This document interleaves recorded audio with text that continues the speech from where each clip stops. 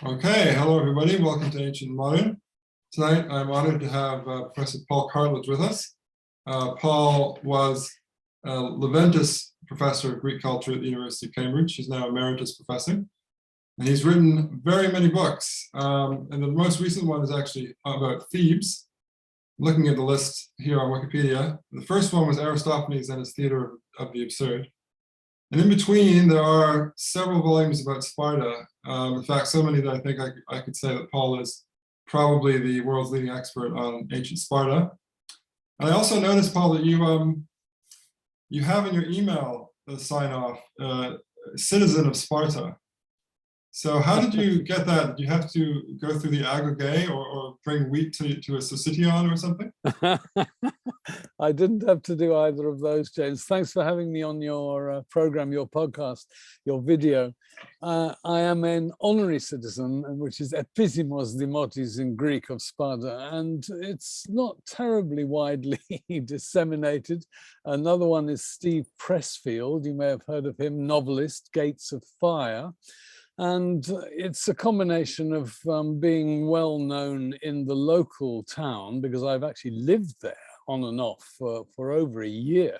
I started my graduate work in 1969-70, and then I pitched up in Sparta in I think it was late 1970.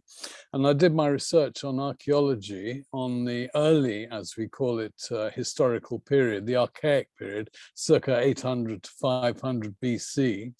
And then through the British School, which then maintains, of course, very good contacts with the local ephoria, which is the local superintendency, plus with the relatively small local bureaucracy, the mayor and his office, which changes, of course, periodically. I was proposed and accepted by the local demos. Sparta is today a demos, as if it were one of the 140 demes of ancient Athens. But of course, that's a completely different show. We'll come on, I think, to Athens later on. So I was very fortunate because I wasn't just given it, as it were, and presented with a number of goodies and what have you, but we had a massive conference. On the one side, all living and still sort of compos British archaeologists who'd worked through the British School at Sparta or in Laconia, right back to prehistory and going through to Byzantine period. And on the other hand, all Greek archaeologists, Greeks, who had either been in the officialdom in Sparta, for example, my ephor, such a lovely man, Yorgos Steinhauer. His name means hewer of stone in German because his ultimate ancestor came over with Otto in the 1830s, the first king of modern Greece from Bavaria. And other archaeologists, extremely distinguished, many of them. And actually, there was such a long string, I found the conference a little bit wearing. So we had, first of all, my lead-off talk, then a massive dinner, very Laconian, much too big, much too heavy, but nevertheless very generous. And then the following couple of days were these series of papers, which were published. So, I mean, something really positive came out of me, little me, getting the honorary citizenship of Sparta. Well, I hope the meal was black broth and that they made you run the Spartathlon beforehand. I'm sorry to say neither was the case, but what amused me was, instead of serving, as it were, here's your first course, then we'll take away your plate, here's your second course, and so on. They shoved everything, first, main, and dessert, on the same plate, which of course eased the serving, and it was all outdoors. It was actually a bit like taking part in a festival of the Carnaia, the ancient Spartan, one of the main festivals of Apollo that allegedly went on for 9 days, and part of it was living in tents. I mean, a sort of imaginary recreation of an earlier phase of Spartan history, and then having a good old, Beano, we say, or Nisa, what the Greeks today would call a glendy. All right, so having been to this conference, maybe you can catch me up a bit, because I teach a little bit about Sparta in a first-year introduction to the Greek history course every year. And what I usually try and do is sort of contrast the image of Sparta, this very austere place that we get from films like The 300 and Plutarch's Life of Lycurgus, and contrast that with, what historians have told us in more recent times. I mean, I'm thinking of Stephen Hodgkinson, who really kind of took an axe to the whole Spartan mirage, this image that had been built up of Sparta as this incredibly manly, austere place. Now, what I want to get caught up on is really, the mirage isn't completely false, right? So it is still true that Sparta was a little bit strange and a little bit more militaristic than other Greek polis, right? Or was it just like any ordinary city-state in Greece? Yeah, it's one of those questions, James. Where do I start? As it were, Steve is a sort of former student of mine, i.e. his doctoral supervisor was Moses Finley. And Moses didn't spend much time on Sparta, but he did write one very, I think, seminal article back in the 60s, which is multiply reproduced. And what he did was to say that the aspect of the myth, if you like, the mirage, the story, which pushes Spartan peculiarity way back when into the dim and distant. No, that was wrong. Actually, Sparta transformed itself into what became the mythical Sparta of the 5th century BC and later, only in the 6th century BC. So relatively recent. Well, we can argue about that, but your question is more not chronographic, but it's actually much more, excuse me, systematic. And broadly speaking, I would single out, I suppose, if I was to think what's particularly peculiar, and that is not just odd, but unique to Sparta. Start off with the helots. Now, hailotai in Greek means captives. Imagine that you are in a city which, among its many other virtues, proclaims equality and freedom as its 2 cardinal virtues, for which Spartans are brought up not just to live, but to die. And so you get the terrific emphasis, let's put it no stronger than that, on military matters, and indeed prowess in warfare, and indeed signal examples of exceptional proficiency and bravery in warfare, and so on and so on. You've got all that side, as it were, the military side. What then is actually the reality? This is where Steve says, look, hang on, guys. In fact, the Spartans occasionally lost. They weren't so terrific. They didn't spend so much time on war. To which I would reply this: why, if you don't worry about the helots, which is what I think the Spartans principally worried about, why would you devise a communal, comprehensive educational system which takes a young boy away from his natal family? And he must know that this is coming. This is all part of what the Greeks called nomos, its convention and law, at the age of 7, and keep him there and organize him in, now these words are not mine, they're ancient Greek words, herds, agelai, another word for herds that refers to cattle, buai, and keep him there until the age of about 18, 17, 18. And that system of education, whatever about the details, scholars differ on how far they think it was total, i.e. comprehensive, no private education whatsoever. Others buy the entire picture, some think, no, there was quite a lot of private enterprise as well. Both Aristotle and Plato, neither of whom were Spartans, neither of whom were total admirers of everything Spartan. In fact, Aristotle was quite severely critical of Sparta's way of doing education and society. They stated just unambiguously, Sparta was unique in the entire world of Hellas. That is, out of what, about 1,000 cities, in having a public, compulsory, comprehensive educational cycle for 1/2 of the citizen population, the males. Plus, now this is where we get into problems, you're quite right. The most evidence we have comes from much, much later than the high, what should we say, the heyday of Sparta, I suppose, 6th, 5th, 4th centuries BC. Evidence mainly clusters around Plutarch in the 1st century to 2nd century AD. He read voraciously everything before, but that tradition about Sparta was, if you like, tainted, and you've put your finger on it already. It's mirage, in the sense that it maybe has quite a lot of truth in it, or it maybe has very little truth in it, but it has an awful lot of imagination in it, a lot of fictional fantasy of what the Spartans would like other people to believe. Now, other people, i.e. other Greeks, divide it very sharply, and I often use as an analogy the Soviet Union in the 30s, 1930s. You either hated it or you loved it. So in other words, you either wished your society was more like you imagine Sparta to be, or actually, thank goodness, we are not anything like the Spartans. And so the writers who survive, they're not Spartans. Spartans didn't go in for writing about themselves much, one or two, but not much. Most writers, therefore, are and actually most are influenced by a kind of Athenian model. So either very democratic or at any rate very cultured, very high cultured in art, music, theatre, poetry, etc. You know, so the Spartans come out of this either terrifically positively, but for values you and I might not admire very much: tough, disciplined, hierarchical, military, fiercely nasty to their subject working class. And that's to go back to where I started, the Helots. They're Greek.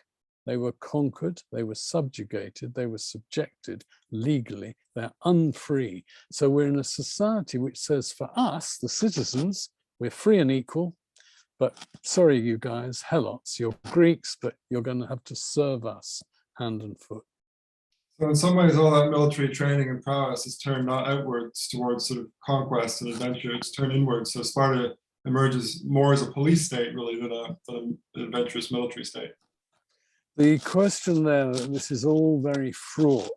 Police state brings up to mind, obviously, Stalinist Russia or other horrendously right-wing, conservative, viciously anti-liberal societies. Well, liberalism in the ancient world isn't what you and I would take it to be. So if you think of Athens and you think very positively of Athens, many Athenians owned slaves. The state of Athens owned public slaves. This is not a free and equal paradise. It's not a liberal state.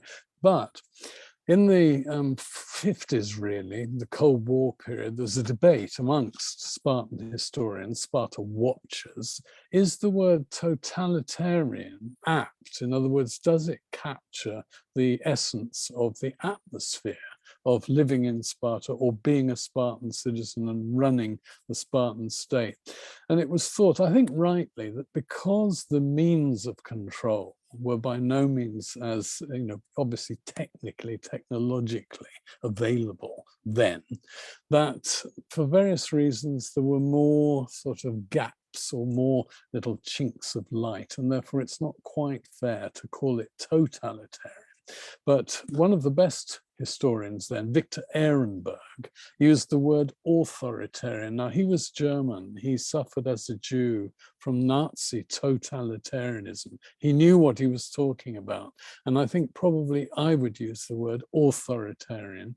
And that's because the magistrates of Sparta, the officialdom, the hierarchy, people in power, whether permanently by birth or temporarily by election, did have exceptional authority, and there was no countervailing popular, especially legal, means of control of the officials in the way that there was in democratic Athens. So in that sense, yes, I think Sparta was within itself, as a self-governing entity, authoritarian.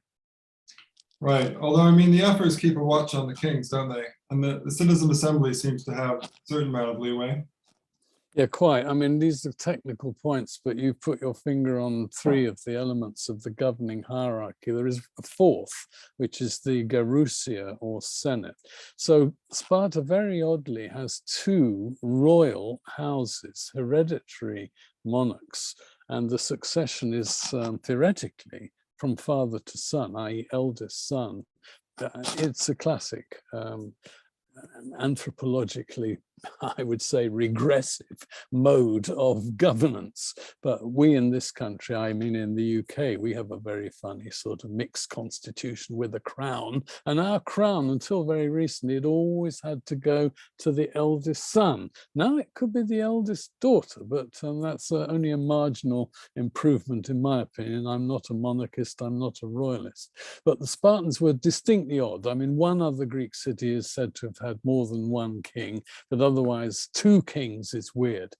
Yes, you mentioned the assembly. Well, what sort of an assembly would it be? In other words, how independent or how what should we say, independent-minded would an ordinary Spartan be? And then, yes, the ephors represent in the sense that they have to be chosen from ordinary Spartans, and they're chosen by election.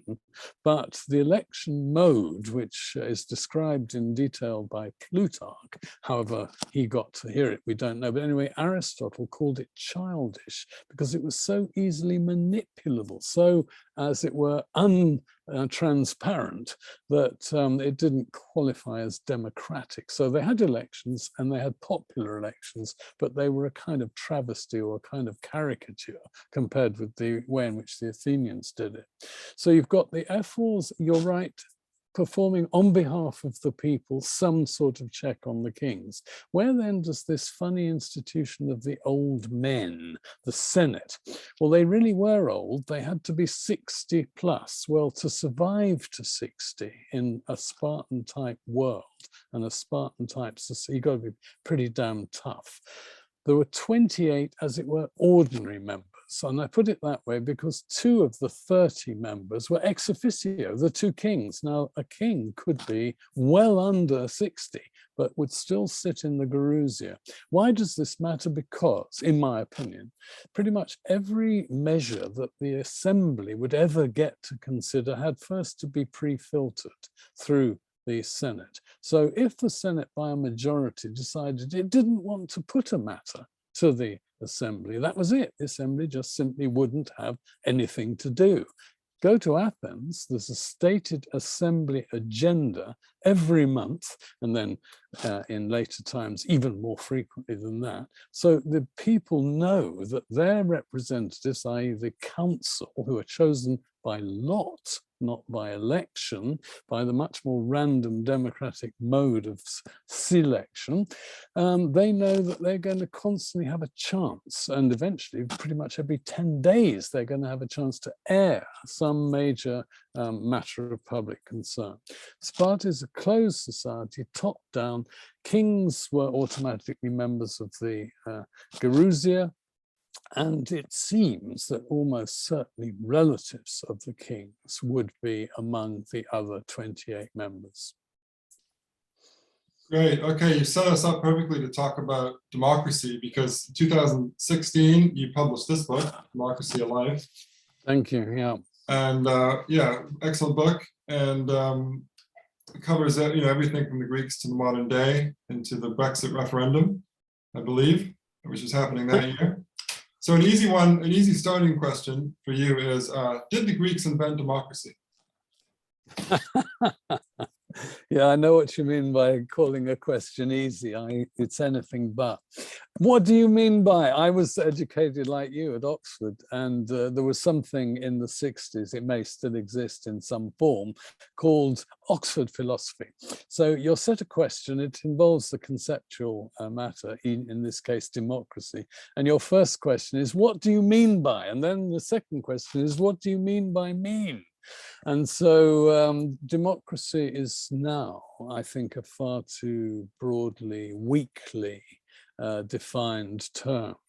But in the ancient Greek world, and the first known use of that very word is Athenian in the 5th century BC, an Athenian source, and Herodotus, what he's called the father of history, the historian of early Greek history, 6th, 5th century, during which some of us believe Athens invented the first form of what the Greeks called demokratia. Now, it's a hyphenated word, demokratia. Demos has two basic meanings. One is the people as a whole, all the citizen people, everybody who is empowered to take a decision in the name of the community, the state. So the Athenians, all the Athenians, adult, male, free, legitimate, blah, blah, blah. They are the demos of the Athenians. But there's another word, another meaning of demos. Actually, there are more than one in Athens. It's complicated. Demos could also mean a village, a parish, or a ward, one of the basic local divisions into which all Athenians were eventually enrolled. You had to be on the deme roll or register in order to be a full citizen of Athens. But the other meaning of demos, which is the one that interests me, is when it means the majority of the demos in the full sense of citizen people.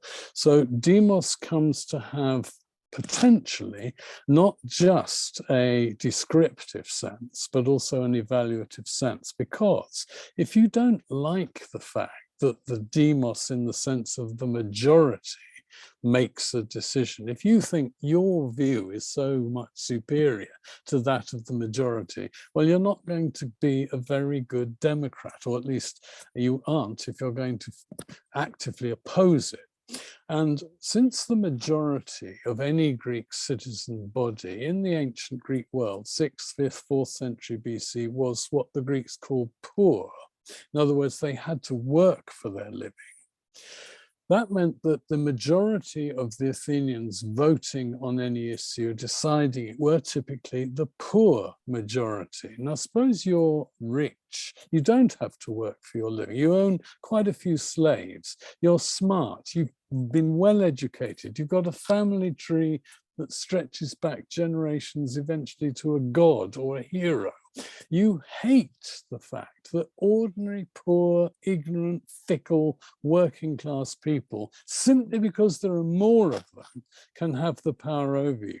Now, this is where I use, it's obviously a slightly false analogy, but democratia in the second sense of demos, mob, mass, comes to mean something like dictatorship of the proletariat.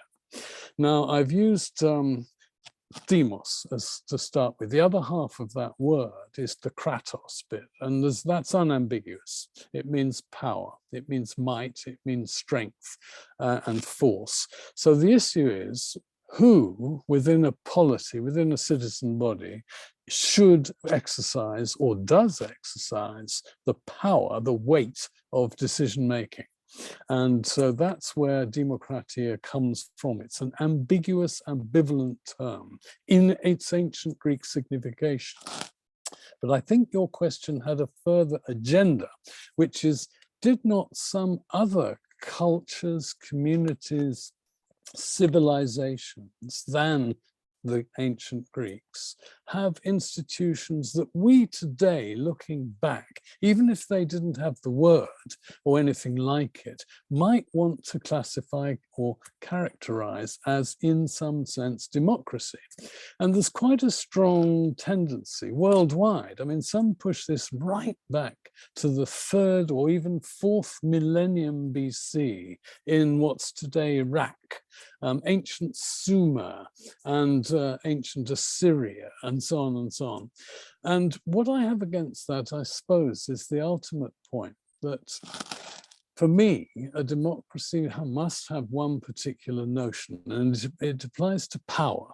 And it's the fundamental notion that everybody empowered should be empowered minimally equally, in this one sense, that when a vote is taken on something, whether judicial or legislative, everybody voting counts for one and no one for more than one.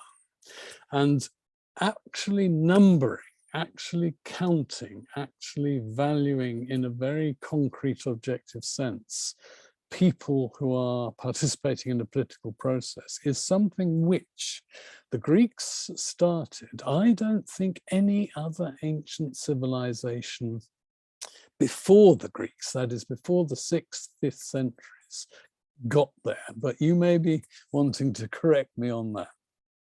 No, I mean, I think I agree with you. I mean, the formulation that I've come to now is something like the Greeks are the first society for which we have plentiful evidence that there was popular control of states.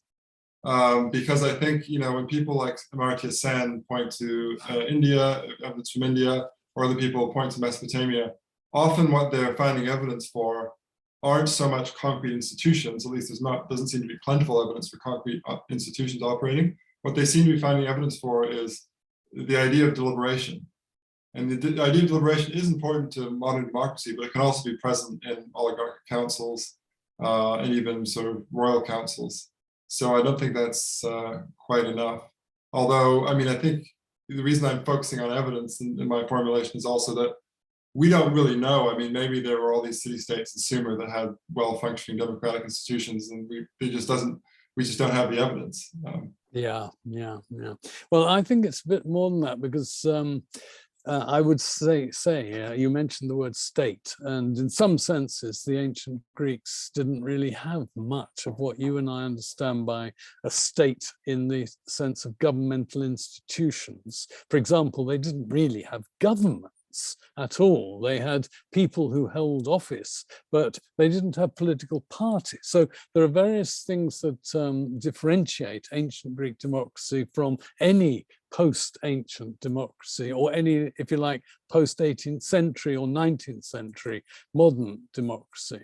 Nevertheless, what you say, well, I entirely agree with you, with your general position about deliberation, but the context within which deliberation takes place is absolutely crucial. And so before democracy, the Greeks, I think, invented, though again, you could say the Phoenicians or whatever they called themselves, or possibly the Etruscans, had something somewhat comparable, the notion of a city or citizen state.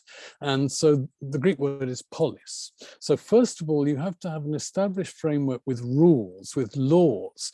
And the Greeks are very interesting. They very early went to the notion of writing them down. Why did they write their laws down and publish them and set them up on stone or bronze in public places? Well, to symbolize, I think, both, yes, you must obey the law, or these are the laws, but also we are a law-giving type of society. We are a lawful sort of civilization. And so nomos, the word meaning law, has this fundamental, we talk about the rule of law today, absolutely critical, but that goes right back to the ancient Greeks. Now, other states, ancient states, published laws, but these are laws about the community. And the word polis appears very early, 7th century BC, actually, in Crete.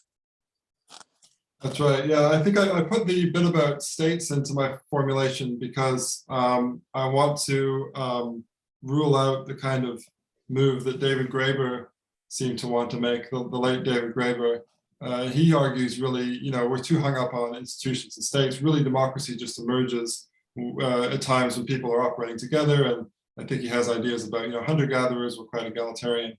But yeah, to me, there's something perhaps not unique, but I think the Greeks seem to have been the first societies we have plentiful evidence for who built these really well-functioning democratic institutions and very well-regulated democratic institutions.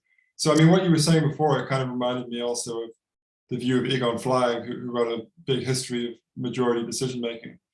And maybe he goes a bit too far in saying that, majority decision-making, without majority decision-making, you don't have democracy at all. But certainly he has this view that majority decision-making is central to democracy. Yeah.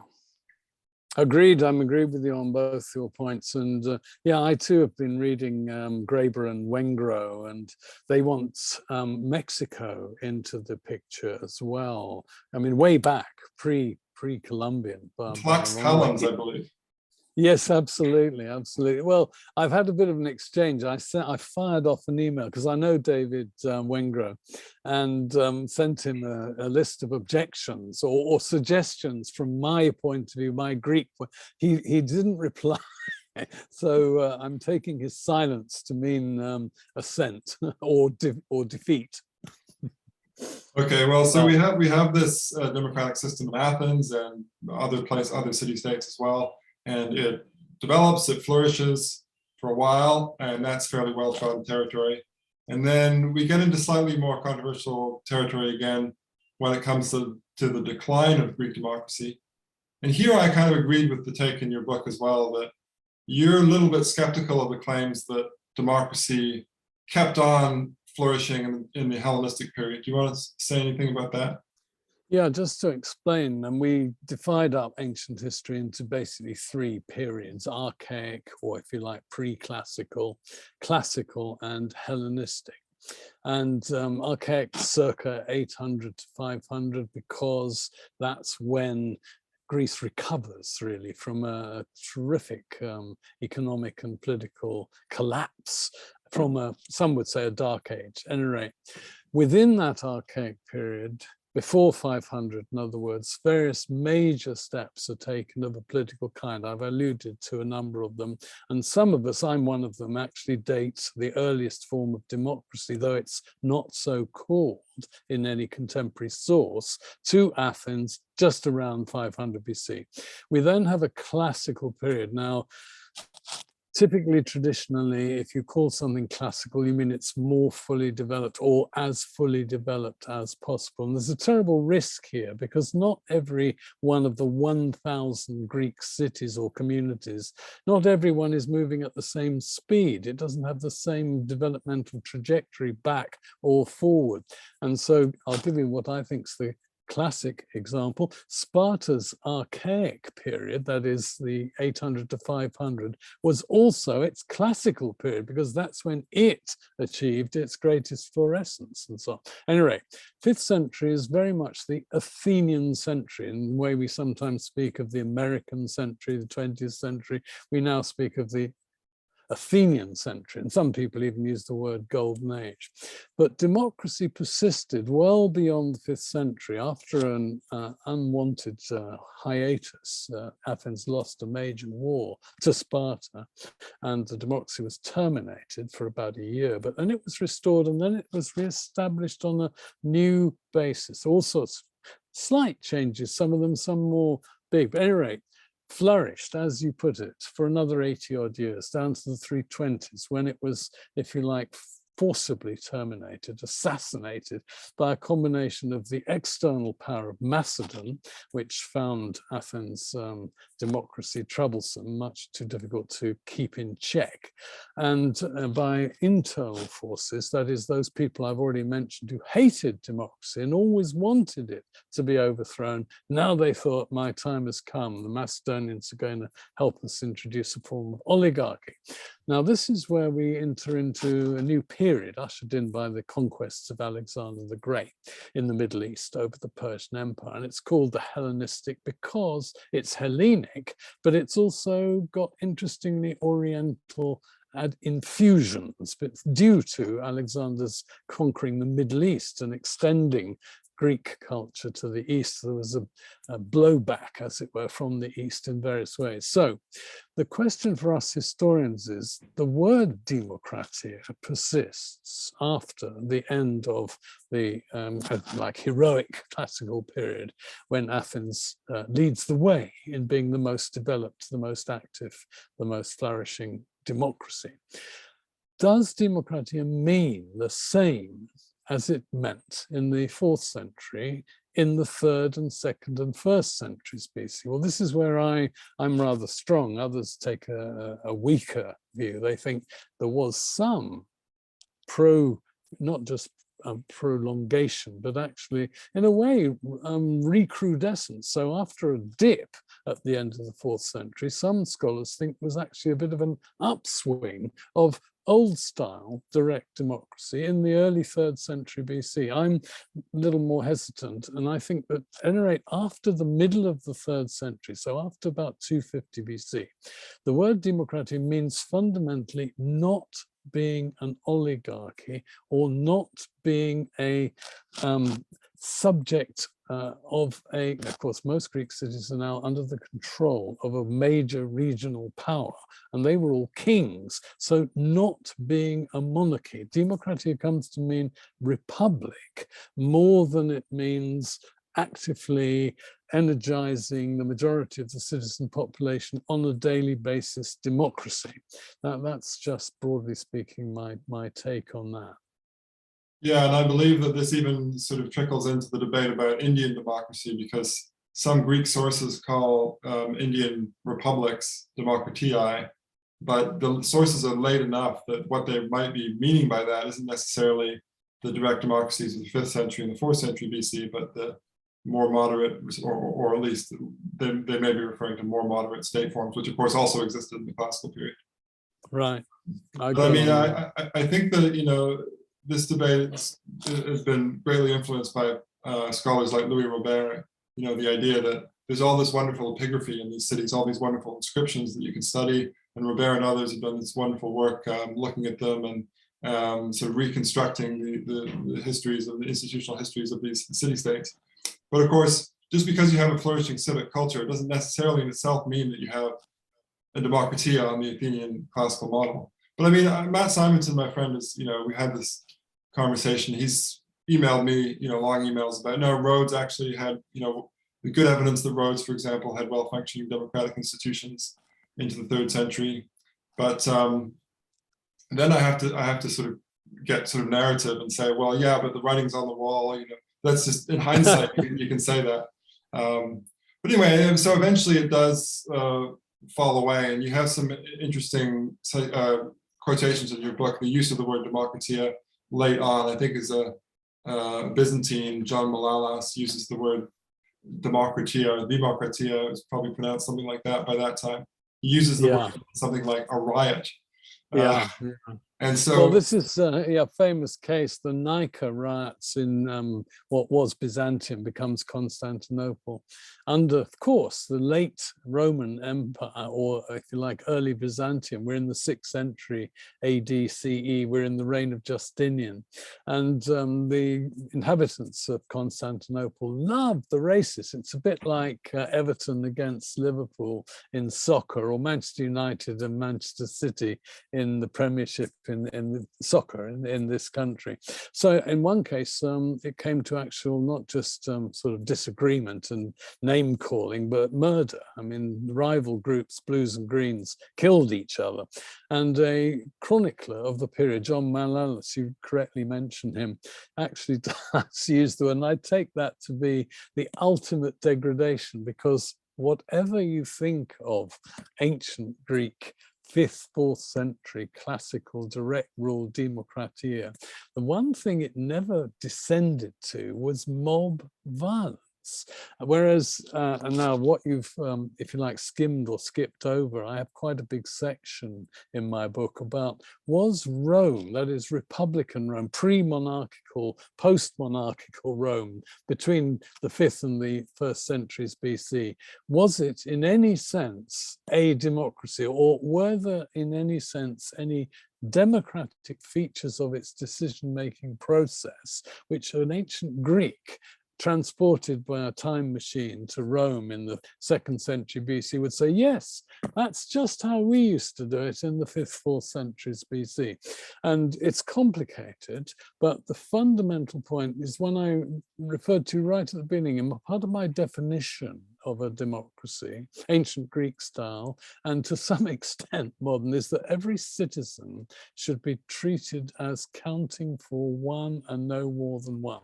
The Romans never accepted that principle. Some were always, this is the Orwellian cynical phrase, more equal than others. In other words, they practiced a group vote, and the groups were weighted in favor of the richest, very much so in one type of assembly, less so in another type, but nevertheless always weighted.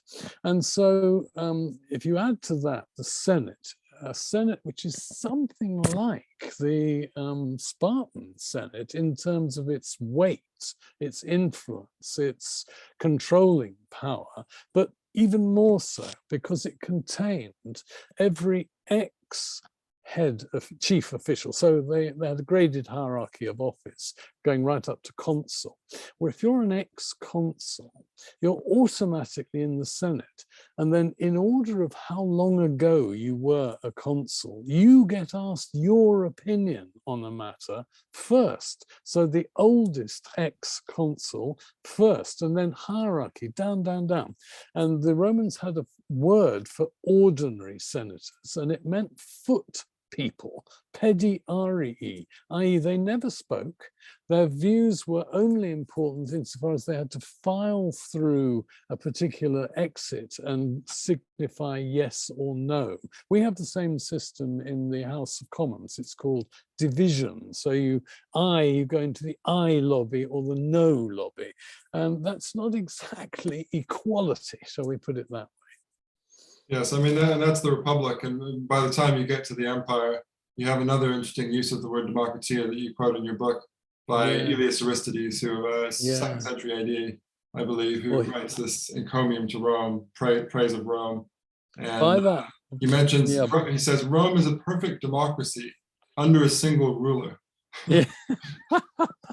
And he presumably said that, with a straight face. Yeah. In other words, well, so by democracy then he meant ordered political institution, a regularly ordered polity, governed by or under, in fact, what you and I might call a dictator, a tyrant almost, but nevertheless a non-responsible emperor who was above the law formally.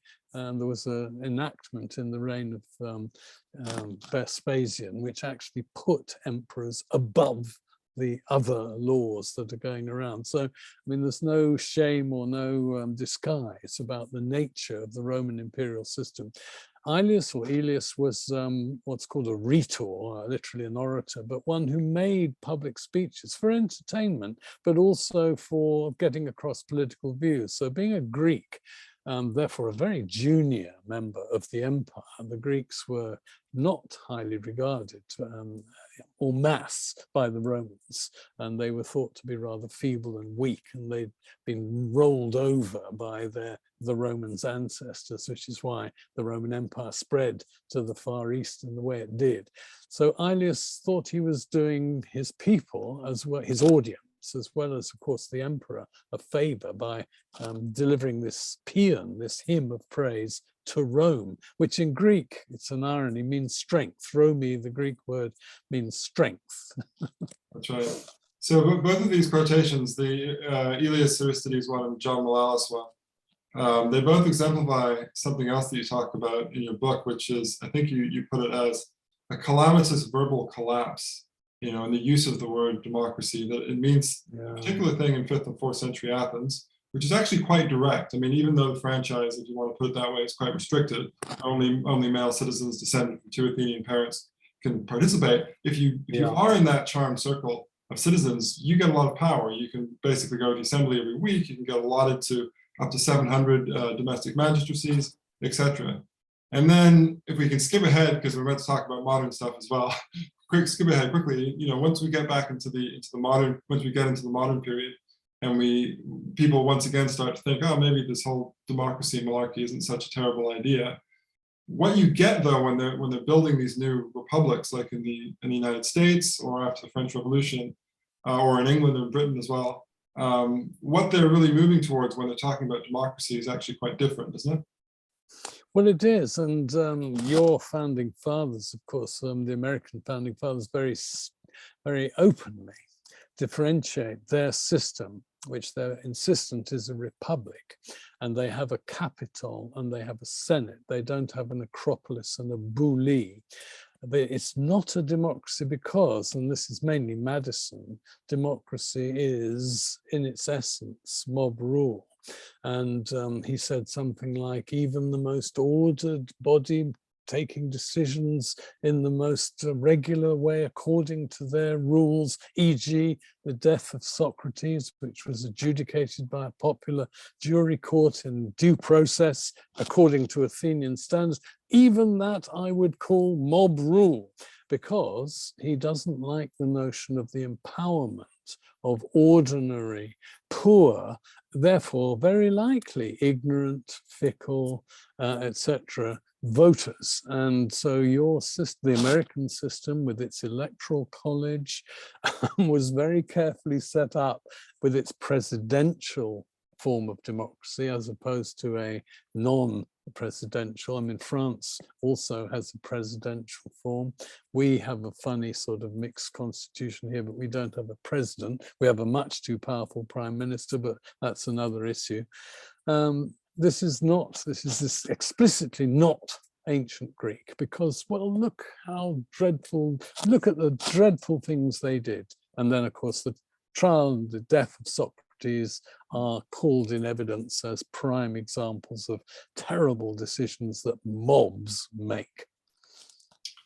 Right. So, I mean, also you read Thucydides, you see all these weird things like, they vote to kill the Mytileneans one day, and then they vote to spare them the next, and they send this big expedition to Sicily. And so, of course, that'll never work. And then, people like Josh Ober, who was my mentor, have actually, you look at the whole evidence of how Athens is doing in the classical period, and actually it does fairly well. It's quite strong militarily, even though, of course, like everybody, it loses some battles and it loses some wars. It's a cultural powerhouse, it's an economic powerhouse. So then you might, and then this is one of the ways in which democracy kind of got back into fashion in the 19th century. Maybe it was a minor contribution, but, Greek historians like George Bro started to sort of make that argument that actually direct democracy isn't completely disastrous if you look at the whole array of evidence. So where do you stand on this, Paul, now? I mean, are you a sort of fervent direct Democrat, or do you think that everything should be limited like Madison? You're careful to have a mixed constitution, or if you, I asked this question to Luciano Canfora, actually, great Italian Marxist historian. If you could design a democracy now, you had carte blanche like Cleisthenes to design a new constitution, what would you do? That's I can't begin, in other words, to sketch. I can't fill out an entire program in the time that we have. It's another easy question for you to handle. Yes, you do tend to hurl these hand grenades at me, but well, let me take just one aspect to start with, two aspects, right? First of all, sortition as against election, and then my second aspect would be political parties or no political parties. So sortition. The ancient Athenians and other Greek Democrats were absolutely insistent that election, though you might say it's open, that it's public, it's potentially transparent and so on, in fact favors the rich, the powerful, the few. So therefore it's not merely non-democratic, but election is anti-democratic. It favors the few rich, and that is the class interpretation of politics, which was actually a dominant one in antiquity. And so there's a very strong modern movement to make sortition, both in terms of appointment to office and or appointment to particularly appointed for specific, let's say you're debating on, should we continue to maintain a nuclear deterrent in the UK, or should we scrap our nuclear weapons? You set up a commission, and how do you choose it? By sortition. Or you've got so much public money, you're a local councillor, and you've been allocated so much from local taxation and central provision. How do you spend it as between your local hospital or your local refuse collection or your local schools? And where the cases made are absolutely or relevantly equal in their impact, their persuasiveness, then you simply use the lot. You draw lots to allocate money. So there are various ways in which sortition can be applied pragmatically in particular situations to enhance or to, at any rate, facilitate decision-making on an egalitarian basis. However, should all, we call them MPs, members of parliament, be selected by lot, as opposed to by election. And that brings one to the second issue that I raised, which is the question of should there be political parties? Well, for many years, I thought that it was very much better to do things the ancient Greek way, that is, on a case-by-case basis. You vote for an issue, not because it's in the party's manifesto, but because you happen to think that's the right thing to do. Because what you get today, look at America, it's absolute classic, total gridlock. Just because the other side proposes something, that's enough, no good, sorry, I'm not going to have anything to do with it. That's not rational deliberation, which is a fundamental part of greasing the wheels of any decent deliberative democracy. On the other hand, suppose you scrap parties altogether and you have still election of MPs as opposed to random sortition of MPs, then how do you decide between which one to vote for, and how do you hold to account any particular member of parliament if they're not in some sense committed to a particular way of proposing or promoting politics? So on balance, I'm afraid to say I don't yet see a viable alternative in our mass, huge mass, millions of voters, not a few thousand, alternative to party-based democracy.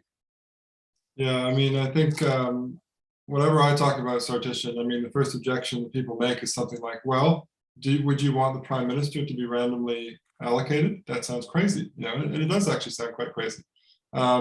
It's interesting to remember, though, that the Athenians didn't allot all of their magistracies. They allotted the vast majority of their magistracies, something like 600 of those 700 domestic magistracies.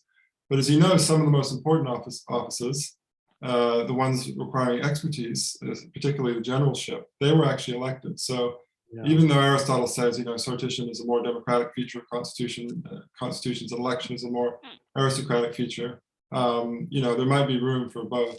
And so I always wonder, I don't think we should immediately tomorrow start randomly selecting MPs. But, in Canada and New Zealand and countries like that, there's a big problem with what do you do with not New Zealand, New Zealand has a single chamber, but Canada and Britain, what do we do with the upper house, the second chamber? Yeah. And I wonder whether as people have suggested, well, you could have a citizen council, and there have been lots of experiments, as you know, with citizens' assemblies to sort of advise governments on policy and things like that. So I think these ideas are good ones, and maybe we can continue to experiment with those. Well, I can pitch in on our upper house, which is an absolute scandal. There are something like 800 to 900 members of the House of Lords, most of whom now, that used to be hereditary, most of them, though, about 800 or so, are nominated by parties. And that means by the Prime Minister of the day and the leader of the opposition of the day. And it's an utter scandal because it's a classic case of you buy your peerage, you contribute to a party, and in return, you're given a lordship or a ladyship. And do they pitch up? Do they vote? There are all sorts of things that are absolutely dreadful. So the House of Lords in its present form has excellent people. Within it, there's a group called the crossbench peers. They're neither this party nor that party. They're crossbench, and they're very often admirable, and they turn up and they sit on committees and they make, and all that. They're working peers. At any rate, the House of Lords, in my opinion, in its present form should be scrapped, and you should start again. And one organizing principle, it's one the Irish used after they became first a free state and then a republic, that is, there are constituencies, so academics, universities, business, culture, the different spheres of life get allocated a certain number of positions, and then yes, it's then competitively, I think they're elected. The Senate in Ireland is a competitively elected place, as indeed is the presidency, which is the head of state of the Irish Republic, whereas our head of state, no one elected Queen Elizabeth, but there we are. See, look, you're already dividing up the people into sets. You are like Cleisthenes after all. That's one of the things Aristotle says, that you should mix up the people and put them into groups. And I think that Yeah. was one of the great organizing principles of early democracy as it starts to emerge in the late archaic period, that they're using Agree. these sort of civic subdivisions in that way. So So anyway, I'm gathering Cleisthenes is a bit of one of your heroes. He's one of mine, but we actually know not nearly enough about him.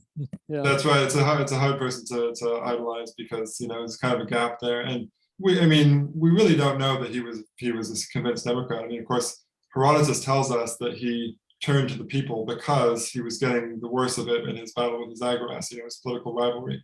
So it may be just an interesting case of something that scholars of democratization have talked about in later ages, which is elites turning to the people in order to further their own interests, and then maybe slightly losing control of the whole process, or maybe going a bit too far and actually giving power into the hands of the people in a very thorough way, which Cleisthenes seems to have done. So yeah, it's a mystery.